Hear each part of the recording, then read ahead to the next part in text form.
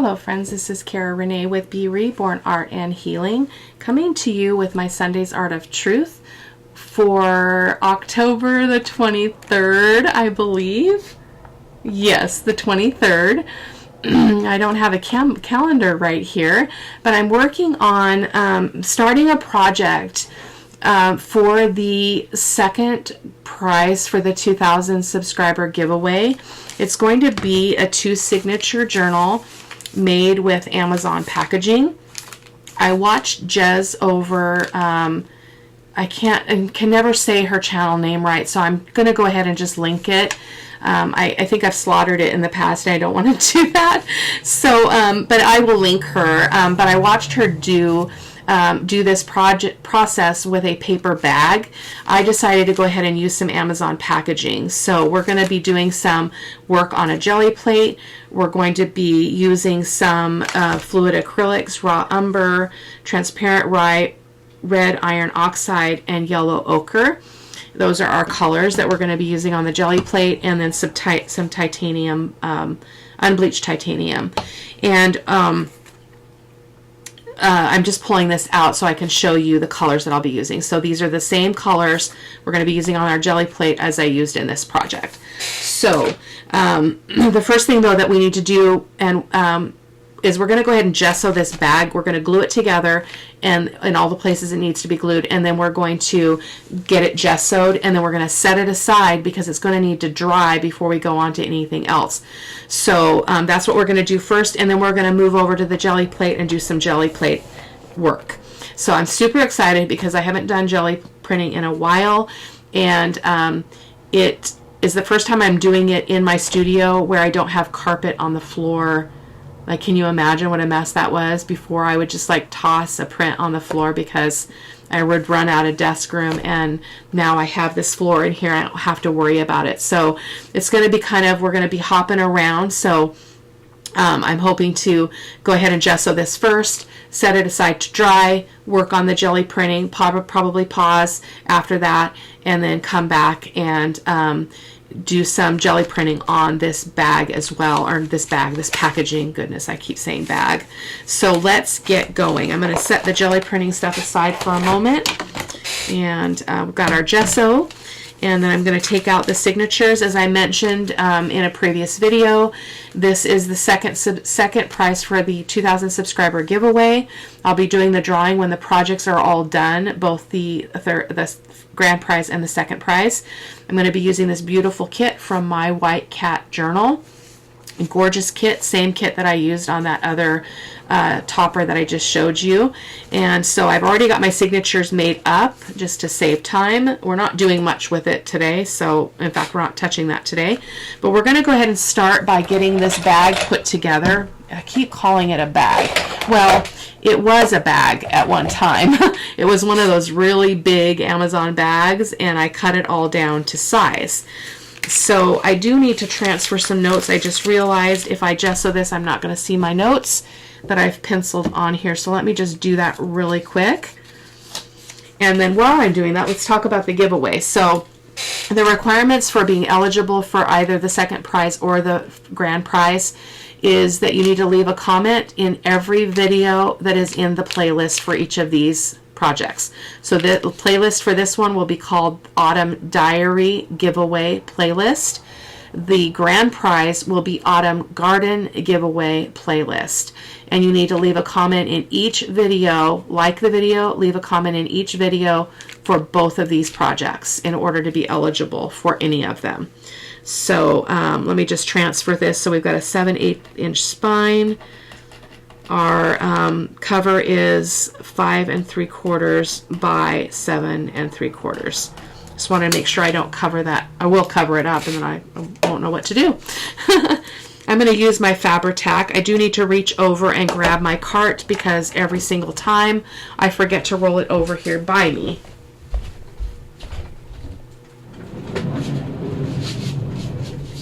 My apologies for that. It's got all my tools in it, including my paper towels, which are very necessary for this messy work. So what we're going to do is, because I had to cut down the bag to fit my journal, it's in 2 pieces now. So I'm just going to glue all this together. I'm debating, I love this torn edge, and it's going to fit for this journal so well that I'm going to leave that rough, and I'm going to leave it open as well because I'm not sure if I want to make it into a pocket. So we will see, and I figure I can always come back and glue it later if I want to. So let's go ahead and start with that. So we're going to glue on all 3 sides, and then we're going to apply some gesso to get that all beautiful and prepped. So the gesso is what's going to prep this paper for the next steps, which will be some jelly printing and other wet medium. So this is how we're going to start. And actually, let's see, let me think about this, because I don't want, I'm trying to think about how much I want to glue on this. Sorry for my waffling, as my European friends will say, or UK friends will say. I think we just have to glue around those edges, just like I just did. I'm going to add a little bit more, just safe measure, especially on that edge where again, I think I want to leave that open in case I want to make a pocket. So I'm just going to place this down, and I'm going to line it up. I went too far up on that side, but that's all right. Doesn't matter if it's perfect. This is going to be a grungy, mixed media, beautiful mess. It's going to be epic. So we're going to push all that down like so. I'm going to turn it over and see if we got it sort of straight. It looks like we did pretty good. So there's that. And then the other thing that we need to look at is this bit. So see how this is all, it's got all that stuff in there. I meant to pull that out first. Let me do that really quick. I'm going to probably, I should have done that. You know what? I'm going to leave it. I'm just going to run some glue in there just to close up those bits. But I think I'm going to use my white glue because I have a little bit more control over the flow. So I'm just going to stick this in here and just glue this. You know how it has that white stuff in there, which I actually try to not touch with my hands because I don't know what's in it. Like, it's like some kind of a foam business, but I'm going to just get some glue in there and just get that nice and sealed. We won't see any of that white when we're done, so I'm going to kind of, yeah. So I feel like I say this nowadays in every video. I'm doing this video after work, and because again, I have some plans this weekend. I've got one of my grandsons going to come and stay for his little birthday adventure. Well, he's not little anymore, but he's going to be coming and having a sleepover and hanging out. So I won't have time in the studio like I'm used to on the weekend. So it looks like, yeah, we need to do these edges as well. I didn't want to do this off camera because I wanted you to kind of see the process. I often will put gloves on and actually pick that white stuff out, but I neglected to do that, and I don't want to fuss with it because I just glued those two pieces together. So I'm just improvising here a little bit. Doesn't matter how you do it, just as long as you get that all sealed up. You don't want it to separate because that will, that will affect the integrity of the journal, to not make sure that those edges are nice and sealed. We also need to get some in here, looks like. And in the second layer here, like so. And I'm trying really hard to be more successful at my Sunday's Art of Truth, but because it's a more emotional processing thing for me, I have to allow myself more time to be inspired and to create and then to write about it. So what I'm going to be writing about in today's blog is seasons. So we understand seasons to be summer, spring, winter, fall. I'm going to be talking about those, but I'm also going to be talking about the seasons of our lives, the ebbs and flows of relationships, things beginning and things ending, and how do we process that, and how do we move through that, and and how do we handle those things. So I got some thoughts about that, and so I'm going to be sharing that in the over on the blog. So I hope that you'll hop over and check it out.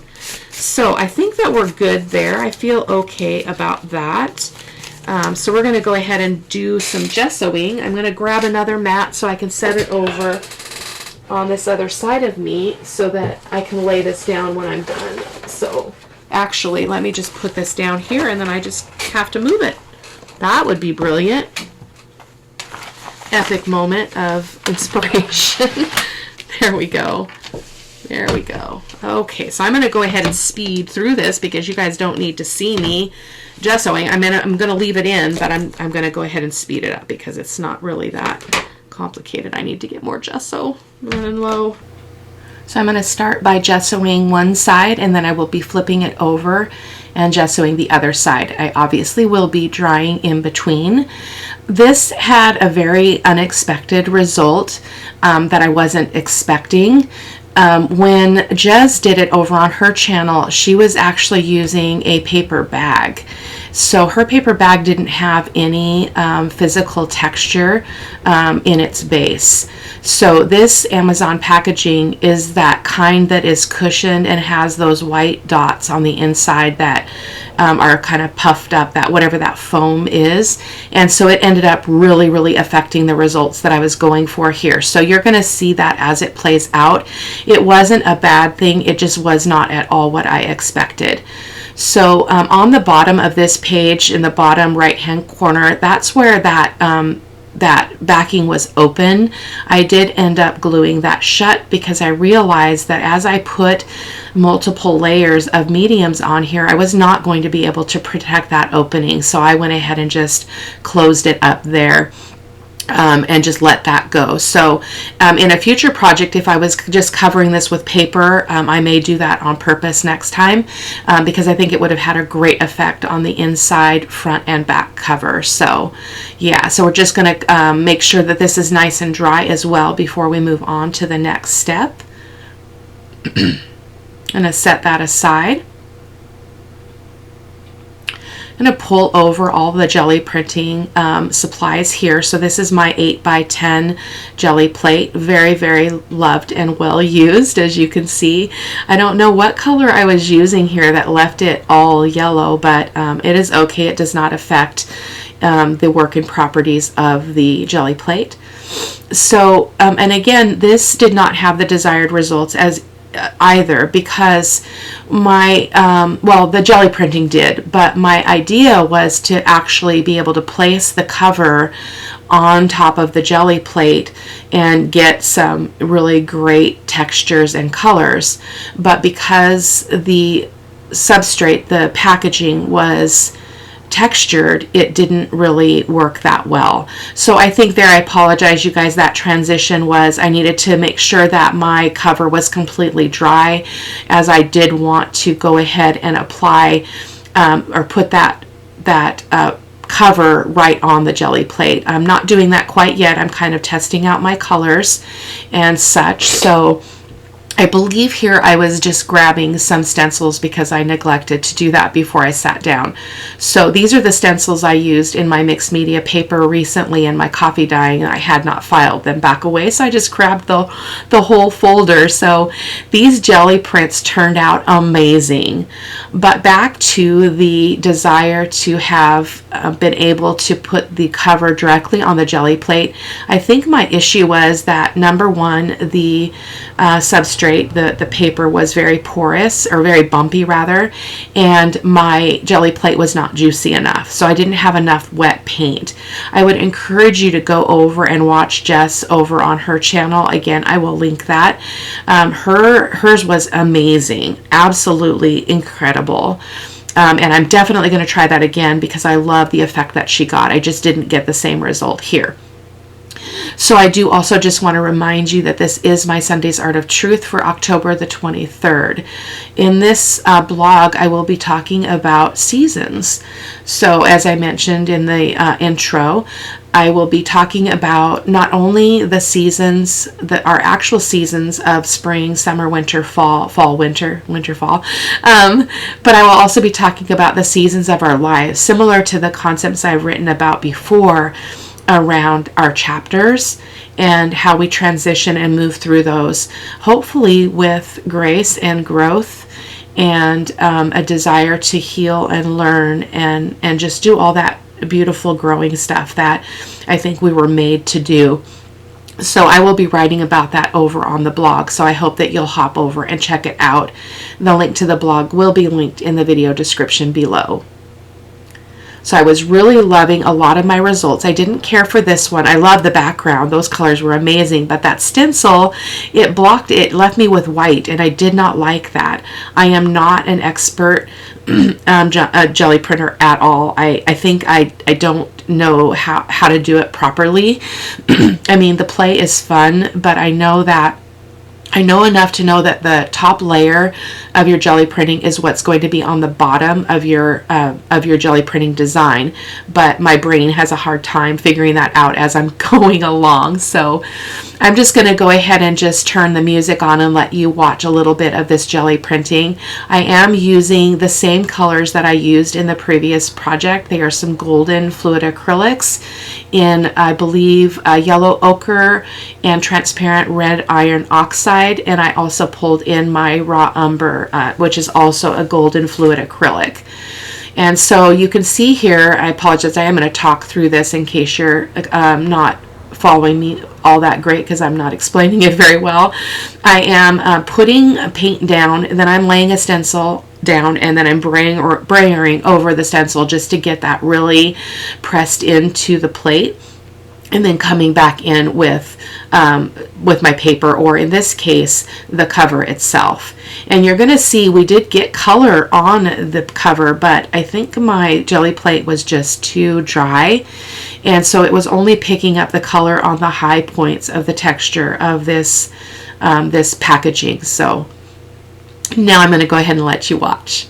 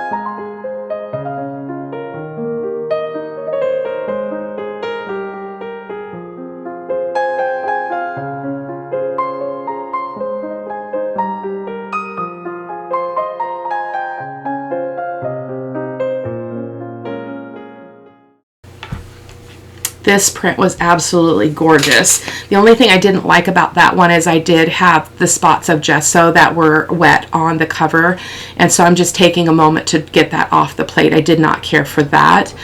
I'm thinking about taking, well, I am using some of these prints to make some ephemera for the journal, maybe some tags and such, but I also thought I would reserve some and do a little bit of mixed media addition to it by coming in and adding some gesso, adding some crackle paint or something, just to kind of do some mixed media work on it. So I'll be sure to videotape that as well in case you're interested. This is just a texture plate. I believe it, I don't know off the top of my head. I will try to remember to link the main supplies that I used. I used some just random kitchen things, like I think it was a sink mat that you're gonna see here in a little bit. This one was stunning. I love that one. And again, my goal in this video was to use the jelly plate strictly to get all of these beautiful colors on the cover, but that did not work out. But I got some amazing prints out of this.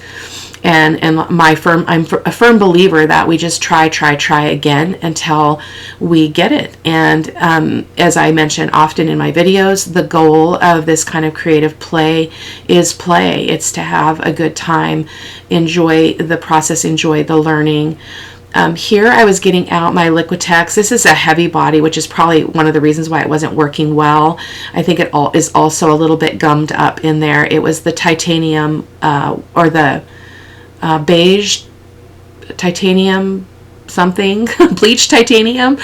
So I tried another golden acrylic, and you can see there it's just creating this kind of, it's a gooey mess of paint there, and I did not like this at all.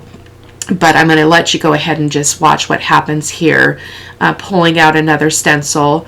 Most of the stencils I use today are from SeanPetite.com. I will link her shop in the supply list, and you can check her out. She's got beautiful stencils. They last really well. They're very durable.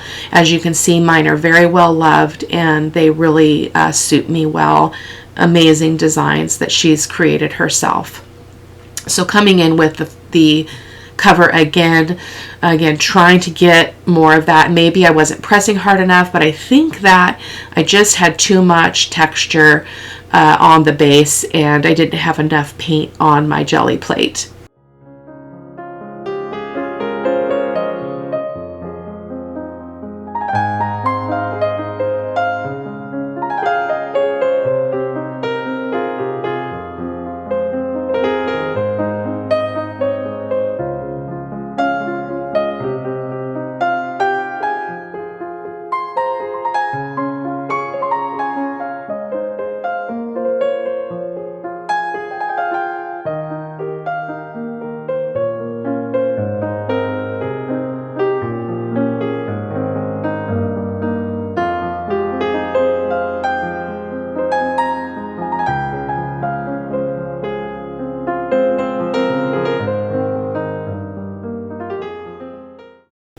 Again, trying to just get a good impression on the cover.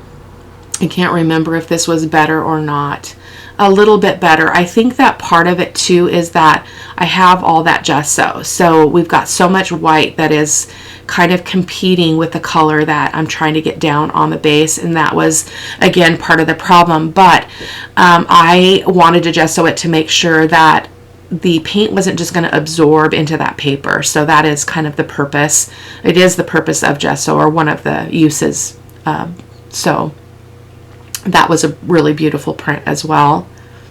I did take pictures of all of these and I will be putting them at the end of the video. They will also be over on my blog.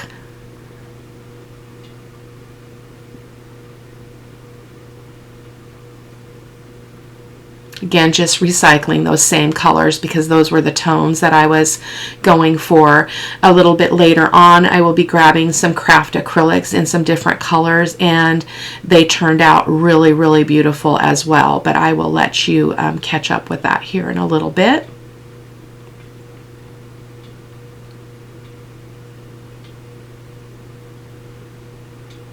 This is that, I think it's a sink mat that you can put in your kitchen sink or your tub or whatever.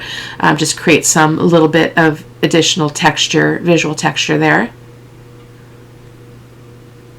I think I'm getting about to the end of trying this cover and eventually I do just move the jelly plate, and I just am going to start applying some paint directly to the cover.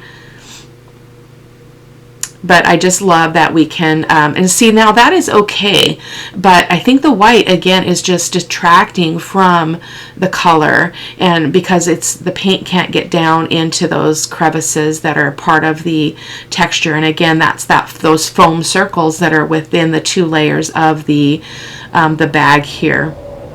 But it is okay. It turned out amazing, and I'll talk with you at the end about what I decided to do with that mixed media topper that we had made in the previous in the Sunday's Art of Truth. Previously, I was thinking about doing an additional one signature journal to use that cover because it was pretty tall. And so I'll come back to that in a second, you guys. So now I'm just going to come in and I'm going to start applying paint directly to the cover. I will be doing one side and then the other. I think here I decided to try my smaller plate. I think this is a 6x6. I did not have any different result. So you're going to see me fuss a little bit here trying to get everything in camera and all of that. But back to the cover. So what I ended up doing is I just could not reconcile how I wanted to use that other journal topper. So I actually cut it down. I took about 3/4 of an inch off the top of the topper, and it's now the size that can go on this cover, which I think is going to be absolutely stunning. So you'll be able to watch for that in a future video, but I'm really glad that I decided to do that. I was really in a quandary because I love it, but it was not going to fit on this journal, and I didn't really want to do another full journal using this kit because I've got other projects I'm working on. So it was just a way to kind of get around that and still use that beautiful cover. And again, this will be the second prize for the 2,000 subscriber giveaway. And if you didn't catch all the specifications around the drawing, you can check out the video description, and it will also be over on my blog.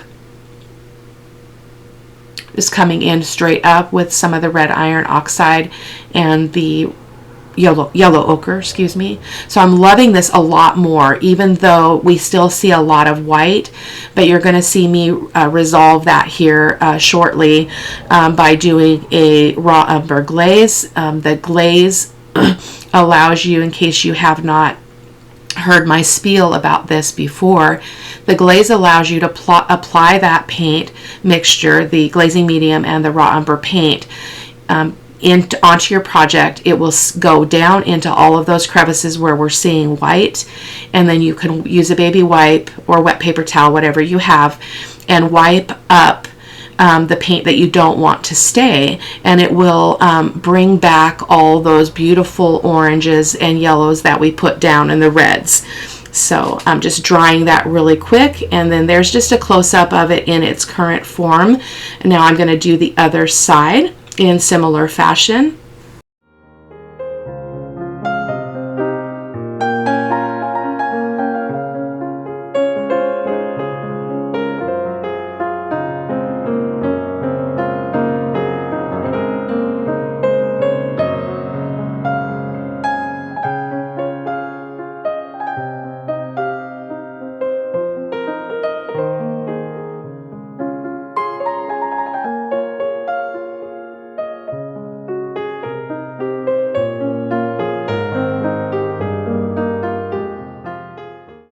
I'm really loving how that is turning out now. I did decide to come in with my Deco Art crackle paint and do a little bit of crackling. I'm going to show you, I mean, you couldn't see my face, but it's a very sad face as I'm digging into the bottom of this pot, realizing that I don't have much crackle paint left, and I wasn't paying attention to my supply, and I have no more. So as soon as I was done creating this, I did hop on to decoart.com and ordered 3 more of those jars because it is one of my most used products. And I'm hoping in my next Mixed Media 101 to do a little bit of a showcase of the different crackle mediums and different other texture that you can add to a project. So I'll kind of do a mat, like a big piece of paper, and just kind of model each of those. So there's the crackle paint all dried, and as if you've watched me before, you know that I come in with the raw umber glaze also to get the color into those cracks. So I was flipping over to the other side, just kind of in real time, thinking and talking about that I didn't have enough crackle paint to do the other side. So this side that we're working on now with the crackle will be the front of the cover, and the inside will just be that beautiful paint combination because I didn't have enough crackle paint to do both sides. So and again, we improvise and we just go with it. So here I'm just applying that oh, that goodness, the golden glazing medium and the golden fluid raw umber, excuse me. And it is the formula here is 1 part glazing medium to 2 parts of paint. You do not have to use a fluid or a fluid acrylic, you could use a regular acrylic. You may just have to add a little bit more glazing medium. So you can kind of play around with that. So I'm going to cover this completely. I'm trying to get rid of all of the white, and then I'm going to get my baby wipes out and go ahead and show you the magic of this process. It never gets old, never, and I use it all the time. So here we're going to wipe it up. It's going to leave this beautiful dark color in all of the cracks in this texture. And I'm going to come in with another baby wipe and really focus on bringing back the color that is kind of lost here in between all that texture. So there you can see some of the color coming back. And that's the beauty of the glaze. I cannot recommend it enough, because it lets you control where you want that dark color to be and where you don't want it to be. And that's the difference between a glaze and a wash. A wash is where you just take an acrylic paint and you water it down, and then you just put an application on, but you're not gonna be able to wipe it up like you can wipe this up. So here is where I was kind of crying a little bit about not having enough crackle paint. So I'm just going to do the same here and apply that glaze mixture onto the other side of the cover.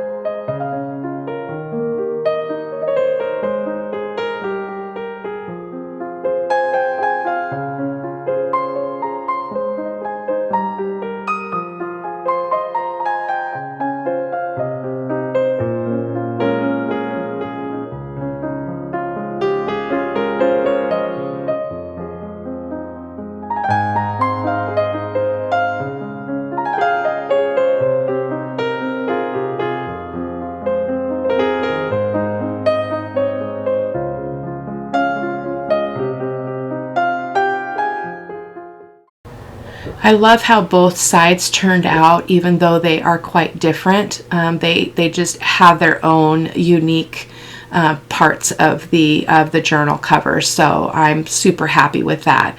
I am going to come in with some of the color. So there again, I must be whining a little bit more about my crackle paint. I'm going to come in with the fluid acrylics again in the yellow ochre and the transparent red iron oxide, and I'm going to use my finger and just kind of get more of that color because I don't like, you see where we've got that kind of dingy brown color where the texture is. I don't care for that, and so I do like to kind of disguise that a little bit with some paint. So you're going to see me using my finger and just going over the whole cover, both front and back, with those kind of going back and forth between those colors.